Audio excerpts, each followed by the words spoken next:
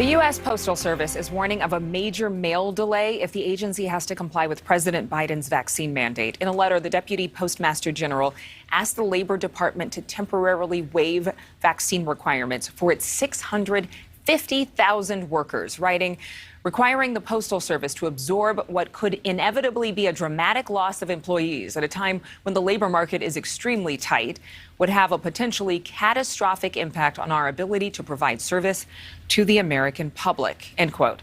Well, joining us right now, Niall Stanage from The Hill. Good morning to you and happy Friday. Aren't you thankful? Happy Friday to you too, Adrienne. Whew, okay, so we're going to talk about mail and really the stress of being a mail carrier today with this particular situation that we are in, as with all large businesses. The Postal Service wants to get an exemption. They want a 120-day extension to comply with the president's vaccine mandate to have their employees vaccinated or submit to weekly testing. It sounds like they're buying time. Yeah, I think they are to a certain extent. I mean, we can talk about the fact that this whole issue of the mandate is coming before the Supreme Court shortly. But if the Postal Service was successful in the desire or the request to extend this delay for 120 days, then I think the point might, in any event, become moot. We all hope that the pandemic will have eased by that point and that we'll be in a different situation if that request were granted. Yeah, and that's what it really does sound like. They're trying to kick the can a little down the road because we still don't know what the Supreme Court is going to decide. Joe Khalil's been talking about that with us this morning. But could that play into OSHA's decision of whether to actually grant the exemption? The fact that the Supreme Court's ruling here today will certainly be either way, whether they say that the mandate stays or it goes, this is going to impact the Postal Service.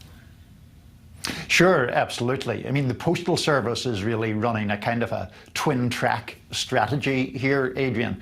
If the Supreme Court knocks down the mandate, well, then that is game over, in essence. I mean, the mandate then doesn't apply to any of the employers that we thought it might.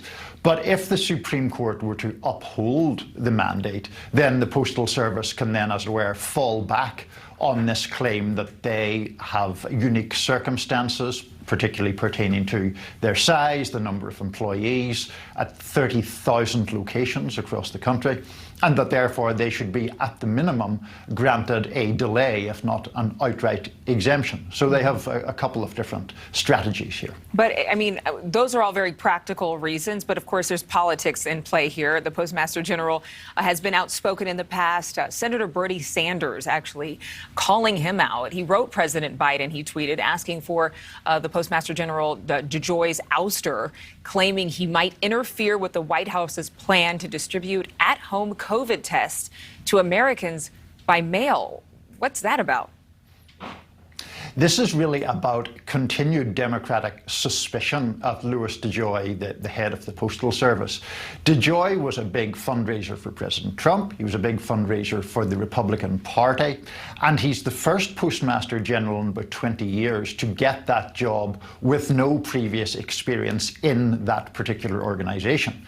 So Democrats are very suspicious. And to Bernie Sanders' point, they're worried that essentially the Postal Service has enormous leverage. The White House has promised 500 million COVID tests will be sent out. They're relying on the Postal Service to do that.